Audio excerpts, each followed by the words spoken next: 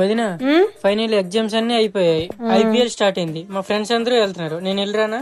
అంటే అత్తయ్య గారు ఒప్పుకోరేమో చిన్న. అవన్నీ నేను చూసుకుంటాగా. సరే అయితే ఎండలు చాలా ఉన్నాయి, జాగ్రత్తగా వెళ్ళు. Okay bye. బాయ్. అమ్మా ఐపీఎల్ జరుగుతుంది, మా ఫ్రెండ్స్ అందరూ వెళ్తున్నారు, నేను కూడా వెళ్తున్నాను. ఏం అవసరం లేదు, బయట చూడు ఎంత ఎండ బగ్గుమంటుంది. ఇన్ని రోజులు చదువుకును, ఇప్పుడేగా ఎగ్జామ్ అయిపోయింది, వెళ్ళి రెస్ట్ తీసుకోపా.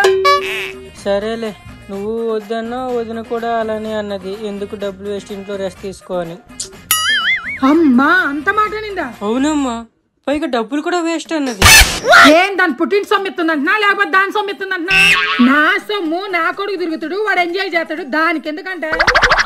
ఇదిగో ఈ 5,000 తీసుకొని మీ ఫ్రెండ్స్ తో బాగా ఎంజాయ్ చేసి చక్కగా క్రికెట్ చూసి ఇంటికి రానా.